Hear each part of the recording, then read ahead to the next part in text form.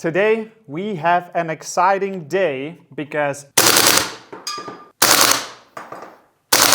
I got my hands on the Velpro AK gas blowback rifle, which is in 9mm, means slim magazines. All right.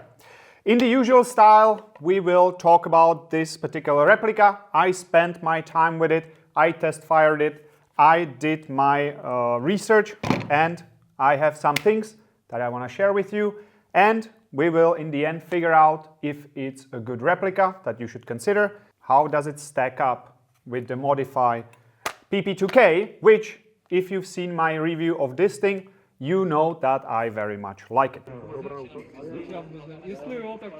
Good. Right off the bat, I can tell you that this one is nice. I'm excited about it and it shoots good. There is a couple of things that I don't really understand.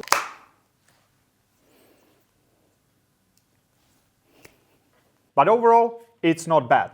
Now, if you want to, you can jump through the different sections. You will see them in the video, hopefully, if YouTube gods allow. And also, I will put chapters. So if you are interested in something specific, there you go. Feel free to skip. Now, if you want the full story, listen in.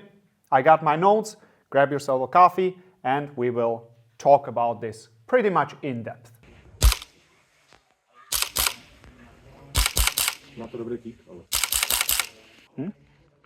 First things first, why am I excited about this particular platform and why does it make sense? The first thing is that it's a GBBR. I like realism, I like the kick, I like the sound, and I like GBBRs. The second thing is that it's an AK. AKs are cool, it's an AK.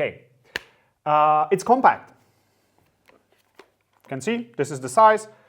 You can also collapse it and you can fold the stock, meaning that you can put this in a backpack and you can take it out on the field easily, no hassle. I don't like super long replicas because they just take a lot of space. This is compact. This is perfect for CQB. That's why this makes sense. The next thing, and actually a big point, because you can get short AR-15s as well, 9mm magazine. Here is a comparison to AR-15 magazine. It's an AEG, yeah, whatever, but size comparison, this will do. Why I don't like this is that it takes a lot of space on my plate carrier or battle belt. I can have two of these instead of one of these. I have enough gas to clear the magazine and I have quote-unquote real cap BBs in there. So if I can clear the whole magazine when it's this size, why would I need more capacity in terms of gas, but not really more capacity in terms of BBs? Not sure. I like this. It's slim. I can have more of these, and I can actually have twice as many of these. So this makes sense. I want a 9mm platform or pistol caliber size magazine. So that's why I'm excited about this, and also about the PP2K. But this is not about the PP2K, we'll just compare a couple of things. The last thing, it seems to be decent. It seems to be well thought out and it works, and yeah, I shot it, it's pretty accurate. So those are the reasons. Now let's start with the most important thing, probably, and that is how does it shoot? Before we get into this, this is a stock replica, meaning there is no modification to it whatsoever. However, it's also not out of the box because that's not how airsoft works, generally speaking. So, what was done with this replica? Clean barrel. It was dirty AF. You need to clean the barrel. That goes for any replica. The next thing is adjusted end pass to the maximum power. Yes, it does have an end pass. More on that later. I adjusted it to maximum power because it was sitting around 1 joule or so. Next thing is I was using 0.4 gram BBs, so heavy BBs that I expect that pretty much any gas blowback rifle will shoot out of the box because I want to use heavy BBs. I am limited with capacity, I want maximum accuracy, precision and range, and 0.4 is my go-to with my other replicas. That's what I've been using and that's what I'm expecting any replica to shoot. Adjusted hop-up. Obviously, we will talk about the adjustment, and I used green gas. And the power, this is a little meh.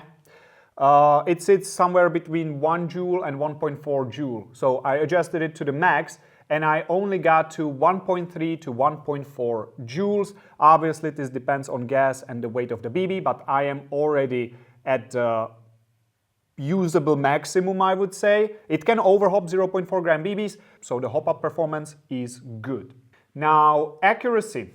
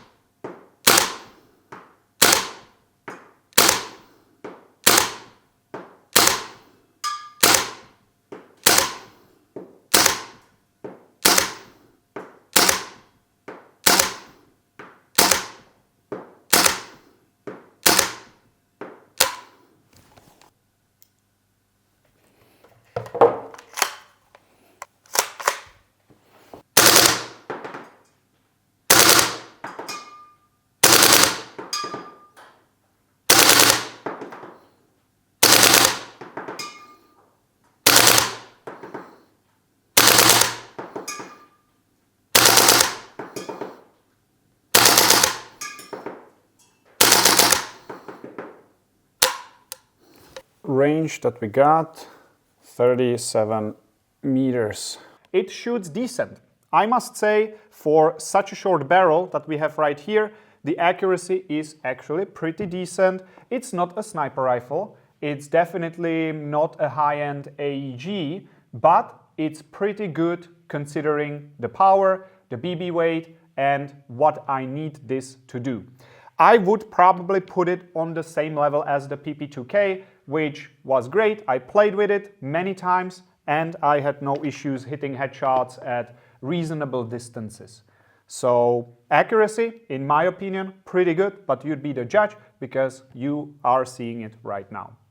Now, one thing that you probably will hear also in the video is that halfway through the magazine, the power or the kick kind of drops down considerable amount.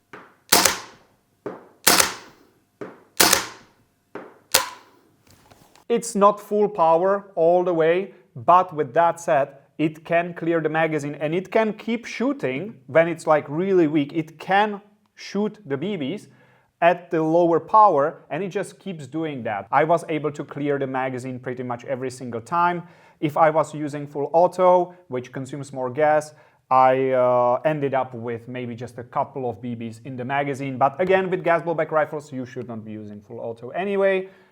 Because it's just not efficient, you are limited on BBs. Now, when it comes to the filling, which is kind of connected to the shooting, but we will have a section about magazines, is that when you fill the magazine, it's actually spilling gas all around. It just goes everywhere, and it goes more everywhere than a dual stage valve, and this one is not dual stage, which is something I would change in the future. We will talk more about that in the magazine section, so just FYI. That concludes the how does it shoot. It shoots good, it hops what I need to hop, and the accuracy is there. Let's move on to the externals and build quality. So the first thing that I have on my list is the red dots. Now here I have the Novritsch V3, which is my go-to red dot, which I like because it's durable, it's bright, it does everything I need it to do. And when I cheek the rifle, I'm not really touching it. So this one is a bit too high. Now, if I put a micro red dot on it, I am touching, I can cheek the rifle okay, but I see the front sight. So the choice of red dots, if you are not playing with a face mask or like mesh protection, it's somewhat limited. I'm not sure what's the correct solution. I ended up putting this one on and just, you know, kind of having my head not touch it. If you play with face mask, it's actually a good thing because you have enough space for your face protection. If you are used to doing this properly, you are a little bit out of luck because either you will see the sights or it's just gonna be quite high. When we are talking about the sights are okay. So here we have adjustable rear sight, which spins around. It also is spring-loaded, and you can adjust the windage and elevation in the front. Actually, elevation here, and you can also adjust the pin. This front one is hard-mounted. You cannot really remove it because it is plastic and it's part of the whole hand guard, so you kind of have to live with it. If you would want to use a low-sitting red dot, you can chop it off. It's plastic. It's doable. The rear sight came loose. My colleague told me that's one of the first things that he had to screw glue. More on that, more on the topic of screw glue a little bit later. They are okay, usable. This is a peep sight. It's kind of hard to see, especially if it's dark or low light situation. I would definitely opt for red dot, so let's leave it at that because most people will be using red dots. Here we have a 14mm counterclockwise thread. Thank you. We have standards, not like GHK AK that I had in my hand. I believe that one had some weird, completely weird thread. 14mm, perfect. Comes with not a bird cage. This is not a bird cage. It looks like a bird cage though. You can put anything you want on the front. Now, overall build quality. So, before going into detail, which we will on individual parts, this gun feels solid. It's not twisting. When I torque it, it's not like wobbling. It's not really rattling much. The stock is solid, good adjustment. The grip is not moving. It's actually kind of one piece right here. Seems like they even faked the magazine release. Did they take it from a pistol or something? Not sure. The magazine well, solid in there. Barrel doesn't wobble. And magazine, when I put it in, tiny bit of side wobble. I will try to separate the movements, and no front and back wobble. So overall, build quality, very good. I have no complaints here. Now the next point on my list is dust cover. Can you hear it? Yes, you can hear it. It does wobble a little bit, and the red dot sits on it. So, accuracy issues? Probably not much, because the wobble is manageable. It's just tiny bit to left and right. This is not a precision rifle, so you are not really counting like millimeters. So I would give it a pass. Just note that there is slight wobble. Now, when it comes to the stock itself, which is the next point, it is foldable, like so. Don't just take it and rip it open, because the part here that is holding it, actually with my colleague we discussed it, there's little concerns, so I would not recommend ripping it open. I would recommend pushing the button and just unfolding it, which is not really an issue for 99% of the people. Now when it comes to the wobble, it's actually very solid. It locks well, and I cannot feel any wobble in the first part. Here, the adjustable part, tiny bit of wobble. If I extend it all the way, a little bit more, but nothing excessive. This is normal. You have manufacturing tolerances, and also if it would be too tight, you wouldn't be able to get it out and put it back in. So well within reason. You have many different positions to choose from. Now for me, it would be somewhere here. Overall, feels good, feels solid. Just the dust cover. And now it's time to move onto the magazine itself.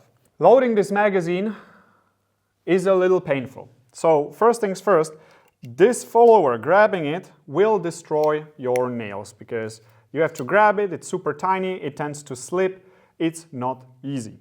Now, if you know about GBBRs, sometimes you can actually load them from the top, like so. Not possible on this one. The only way for the BBs to go forward is through the small hole right here. So it needs to go from the front. There is also no cutout on the bottom, so you could pull down the follower and just load it like this.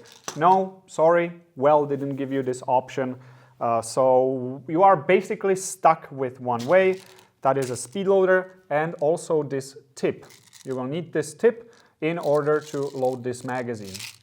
So how it will look like, you will have to put it like this and just force the BBs in there. If you have this tip, it's relatively easy to load it, but it's also very easy to just lose it. And then, if this happens, you kind of have to pull down the follower. You kind of have to put one BB in, force it in. Put second BB, force it in. Oh my God, another BB, force it in. So the loading situation, it's not easy. You need that little piece on your speed loader. So please, if you do, fix it in place, glue it, do something. Don't lose it, because otherwise reloading magazines is not easy. Now, when it comes to charging gas, that is another big point. And that is that if you have the magazine full, there is no hole. You cannot get to the charging valve.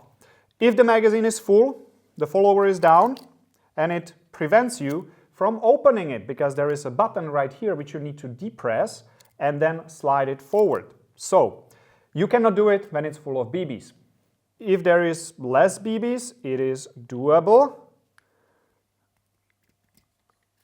like so, and now you can get to the charging port. You will lose this. So what I would do, what I would 100% do, if this was my replica, I would drill a hole in the plate so I can always access the valve. Companies sometimes try to go too much into realism and don't think about, actually living with it. Like if you forget to charge the gas and you load it first, you have to unload a few BBs, it's a hassle. One thing that's actually nice to see, on the other hand, is that there are screws on the bottom. So this thing is screwed in place, meaning that maintenance and resealing the magazine will be easy. So you can just unscrew 1, 2, 3 screws, which are actually decent quality screws, 10.9, so the likelihood that you will strip them is rather low. You can take it out, reseal, put it back in. It's not a pinned magazine. Oh my God. I don't know what to say. That's how it should be. Good. Just like on the PP2K magazine, actually. There are also 3 screws, which is good. So just make a hole like the PP2K and everything will be fine. Now, I also took out the valve. I think I mentioned it at the beginning. It is not a dual stage valve. It's kind of leaking all over the place when you fill. I would consider replacing them for dual stage valve. The thread seems to be the same with the Novridge valves that are on the website. It's probably what I would do, but it's okay. It works. Now, when it comes to the capacity, I managed to load 39 BBs. I always count them myself because sometimes the manufacturers say some weird numbers and it's absolutely not true. 39 BBs is what I got in. When it's completely full, it's a little bit harder to put it in because the BBs push on the nozzle from the bottom, so sometimes it doesn't lock fully in place. Now it's not full, so it's relatively easy, just like that. When it's completely full, you kind of need to slap it in place and check if it's actually there. That concludes the magazine. Overall, decent. Now we will move on to the function of the actual replica. And we will start in the usual fashion, and that is, how does the trigger feel? I am not a trigger snob, but I can tell if the trigger is bad. So let's just do it together. Reset is nice and clean, but it springs my finger forward a bit. It's not a good one. I would say about the same as the PP2K. It's not like AR-15 trigger, but this is an AK. It's okay. I know where my trigger is. I know kind of where the wall is. When I was shooting, it wasn't an issue. Don't expect a competition grade trigger. This is not it. Safety. Safety is something quite unique about this replica because you see that there is this AR-15 style lever and it's ambidextrous. So it's on both sides. You just flip it down to shoot semi and then you go full auto. So very nice. I really like it. This could be at this point probably just removed, but okay, it's there. It's functional. It clicks. Actually clicks nicely. It's not super positive, but you know that you are there. It doesn't over travel so much. So the safety, which you should be activating rather often, pretty good. I really like this safety. It's not typical AK thing, so Really good. It's also not the one with the wing here and you have to kind of do it like this. This is a very nice implementation, modern implementation of a safety. Hop up. All right, hop up adjustment. Where is the back? They give you this little tool. It's actually one of the pain points about this replica. The adjustment is actually right here. It's on the outside. It's very accessible. It's not protruding. And you still need a tool that you will absolutely 100% lose to adjust the hop-up. I get it, like the PP2K, you know, you need an Allen key. That's why I have it attached to the stock. You kind of need to take it. You need to go from the bottom and adjust the TDC-like adjustment right there. Okay, fair enough, you need a tool, right? Because it's on the inside. Here, it's on the outside and you still need a tool. Well, please, why wouldn't you make it a little bit bigger, put some grooves on it, actually just chop off the head of this and put it on there, and I can literally just adjust it whenever I need. And I don't need a tool for that. Silver lining is that it's an Allen key. This is a regular, I would say, what, 2.5 millimeter Allen key, something like that. And it fits into the hole and you can adjust it. We have something nice, and that is clicking. So when I'm adjusting, it actually clicks. I will put it close to the mic. Maybe you will be able to hear it. I think you can hear it. It clicks, it's positive, it's nice, there are steps, which is good. I didn't find myself needing like a middle step. It overhops, and then when I click one back, it just goes to the ground. No, it was pretty okay. Usability, perfectly fine. Also, the hop-up is, it spins through, so it's basically infinite. I can just keep clicking in the same direction and it just spins through. So you kind of need to remember that when the dot is on the bottom, that's about maximum hop-up, and then it just resets and all of a sudden you get no hop-up whatsoever. So maybe mark the position where it's maximum and it's gonna be fine. Not a big problem, you should just know that it can spin freely, completely around. It's nicely marked, so you will always know which way is plus, which way is minus. I didn't even need to go all the way to like the maximum hop-up to overhop 0.4 gram BBs. Perfectly usable. Now, when it comes to the nozzle on the inside, maybe you will be able to see it, maybe not. It's actually in, okay, let's put it on fire before we do this. And it stays in there, so it seems to seal nicely. It doesn't open right away, so the hop-up is catching it for like 2 centimeters of travel, which is good. That's how I like to see it. It's not 100% necessary. Some replicas don't catch in the hop-up at all. That's okay, because when the gas is in there, it actually pushes it into the hop-up, so you are not really losing much. But it's good to see that it seals around the nozzle, around the bucking, that the nozzle seals around the bucking, and it's actually holding it a little bit in place. Now, talking about function, we have to go back to the magazine, and this is something I'm not sure if I like or dislike, because there is a little button here, or like a lever, right? You hear how it's clicking. I will put some close-up.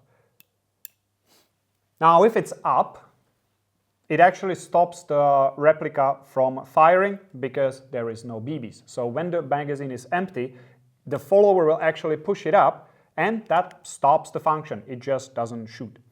Now, when you reload, what you need to remember is to flip it down. Otherwise, when you put in the mag, fully loaded, you rack the bolt, it will not fire because this tiny little lever is there. Okay, I get it. You need to stop the gun from firing. AKs don't have bolt catches, so we have to find a solution. I am not sure if this is a good solution because more often than not, when I load the magazine, I put it in, I cannot shoot because I forgot to flip this. Obviously, user error. I take the blame here. Fine. If you get used to it and you just never forget, then it's not an issue and it stops it from firing. Cool. Let's be honest, you will probably forget. Or maybe when you are putting it in a pouch and taking it out, it will just hit something. It's actually very easy to flip it and then when you reload, it just doesn't fire. Let's take a look at how Modify solved this. We have an empty magazine, and if you watch the video, you know that the follower is super long and it protrudes all the way up. And what the big fat follower does is that when you ran out of BBs, it will just not allow the bolt to close, meaning it will stop firing. Now, when I take it out, the bolt drops all the way forward. I can just put a fresh new magazine, rack it, and now I can easily fire again. So, one other case of over-engineering something that is very simple, brilliant solution, Modify, props to you. Just make the follower so beefy that it stops the rifle from firing. Do we need extra levers? No. I don't like it. I don't like it. I don't want to deal with it. But yeah, I could probably live with it eventually because I like the replica itself. A lot of gas spill, as always. Anyway, now let's talk about the impulse or the recoil, because that's why we are getting gas blowback rifles and we want nice and snappy feel. So I'm gonna try to give you my impression of this.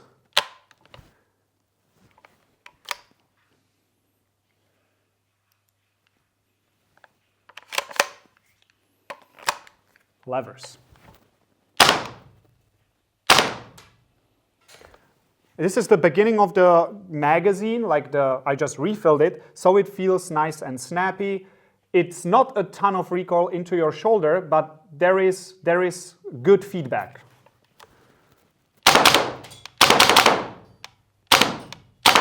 Now it's slowing down already a little bit, so you can feel that it takes longer for the bolt to travel, but overall the feel is still good. Obviously you could counter this with more powerful gas, but this is green gas, should be completely fine. It does feel a little bit slower, definitely slower than the PP2K, but nowhere near like sluggish or not really enough.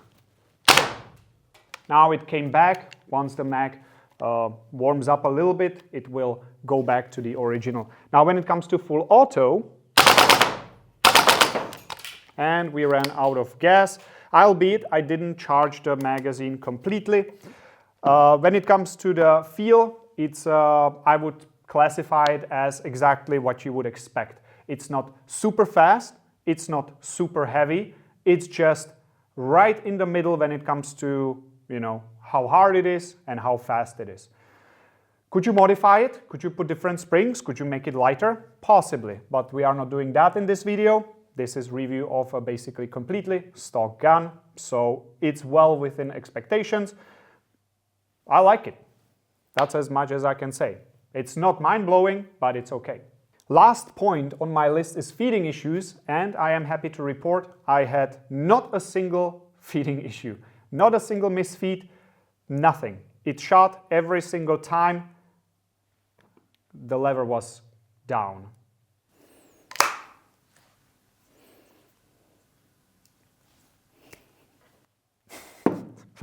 It's okay. There is no issues with the system itself. It's just okay. Now we move to the part where we talk about what was done to it and what you should do when you get it, or at least what you should know that you should do, otherwise it might fall off. Okay, that kind of thing. Safety got loose, so he screw glued it in place, otherwise it would eventually probably just disappear. That goes for both sides, so this is now screw glued. Use medium strength, you don't need to screw glue it forever, so maybe even a weak one to medium one would be fine. But that is true also for the rear side. It also got loose, so you should put screw glue there as well. And basically he told me that you should check every single screw, just like any other gas blowback rifle, and you should screw glue it unless you need to do it every single time. This is also true for the hop-up, the adjustment screw. It also got loose and eventually it would just disappear. So make sure to screw glue it.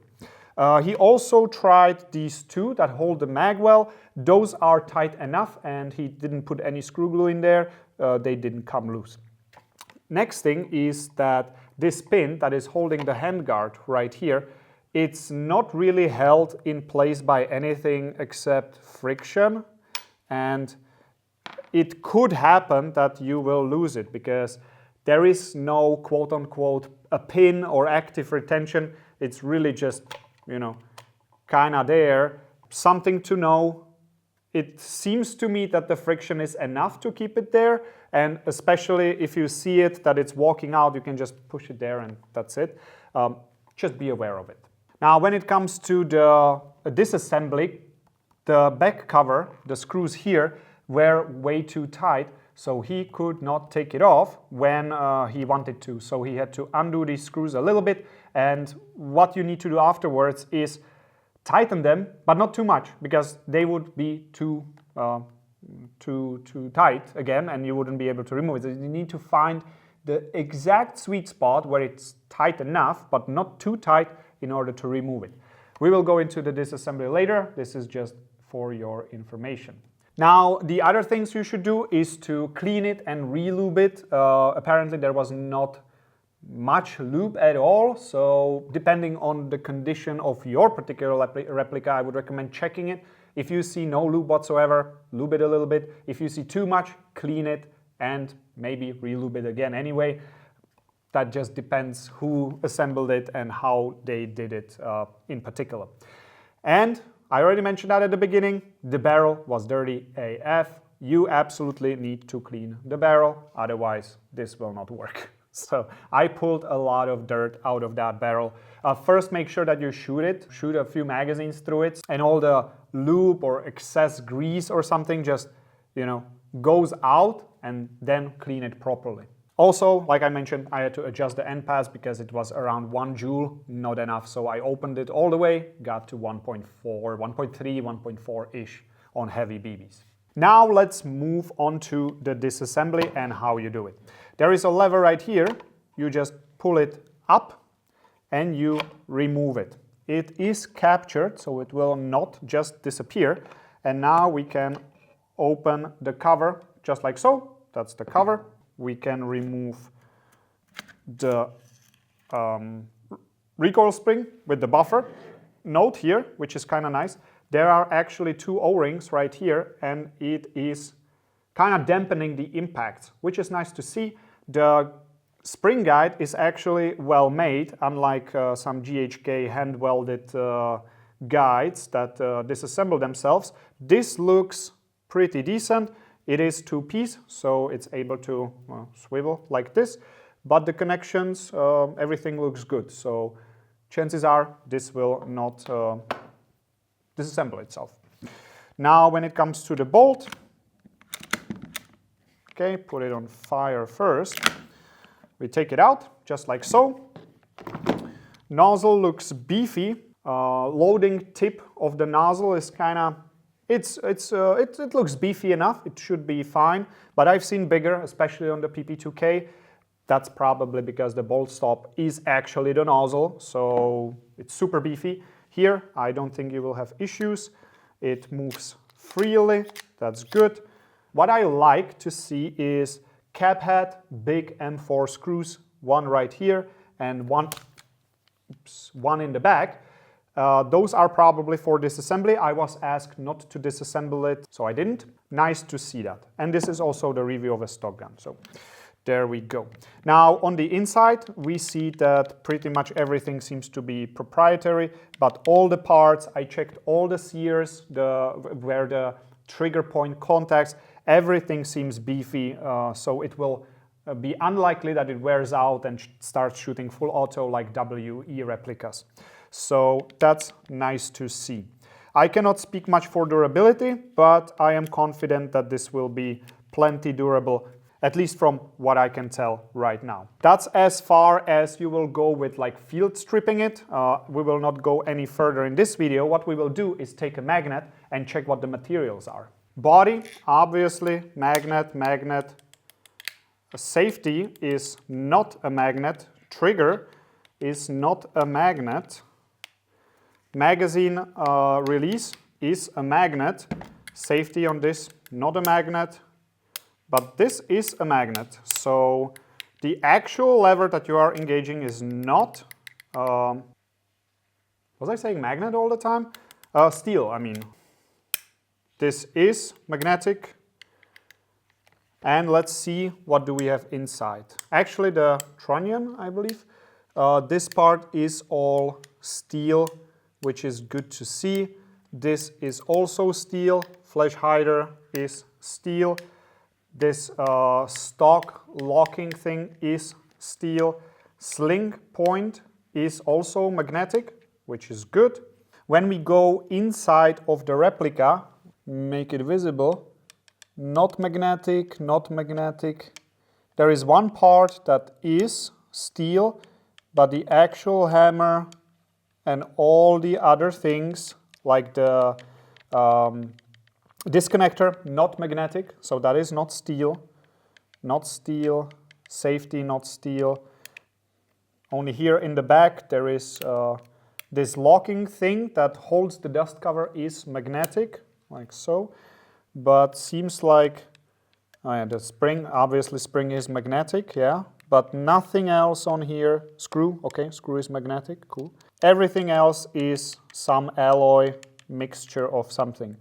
All right, that's it. Again, the surfaces are big. I don't think it's an issue. Would be nicer to see that everything is magnetic, but it's not. When we go here, bolt, also some alloy, nothing is magnetic. I think only the screw inside is a magnetic steel thing. There is a screw here, so yeah, there we go. Everything is pot metal, but again, the surfaces are big, so not necessarily an issue. Question is spare parts. If something does wear out or break, I cannot say because I don't know. I haven't seen any spare parts or extra magazines. This is very early. To my understanding, this is not in Europe, so hopefully there will be spare parts. Now, when it comes to the bucking, again, I was asked not to disassemble it. It does look like a VSR 10 bucking, so meaning Maple Leaf should work. It looks like a standard, but I cannot confirm that.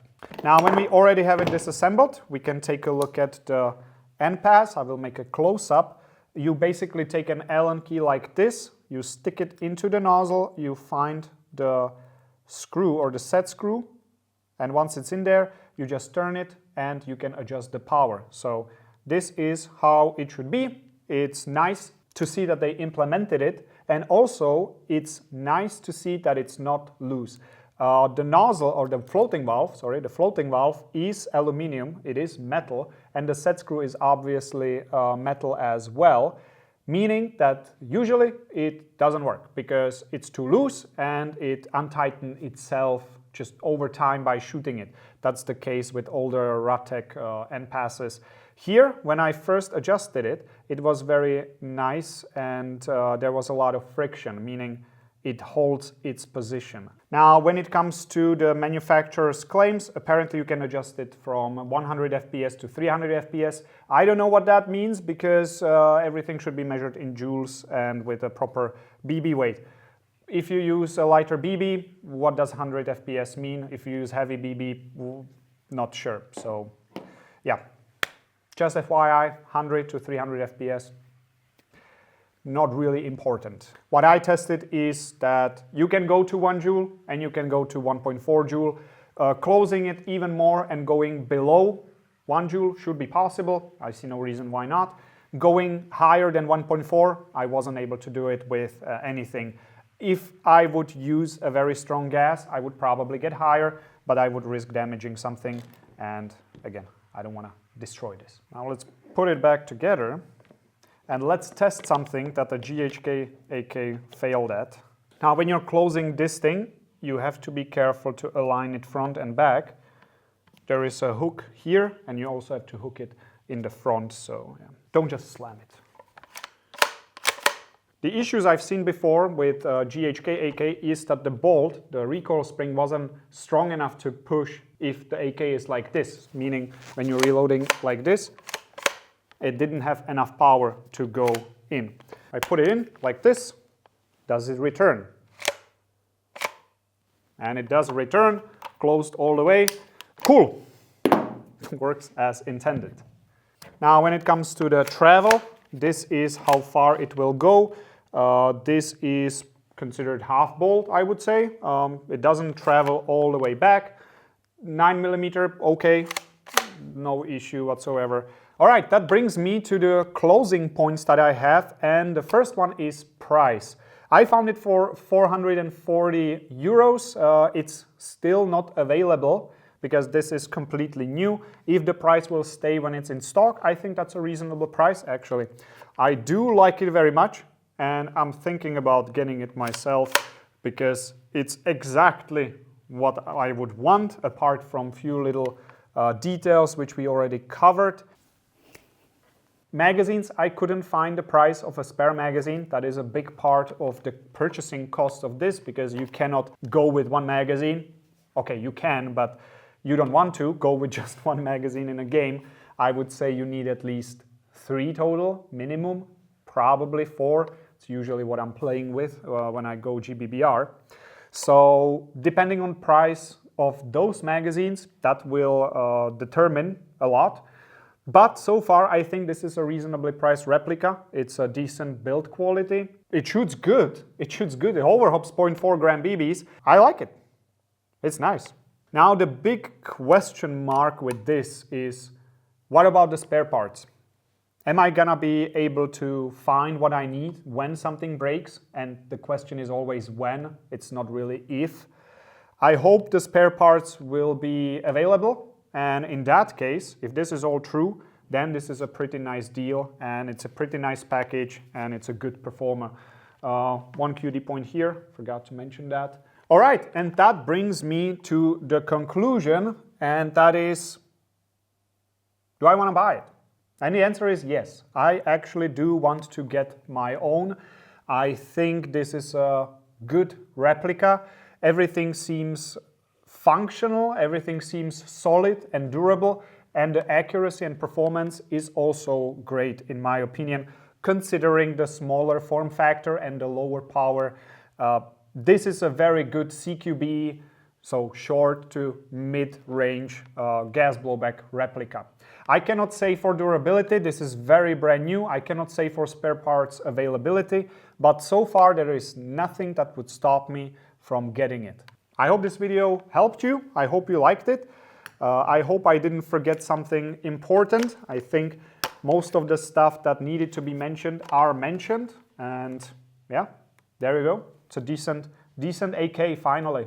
9mm version of it. See you in the next one.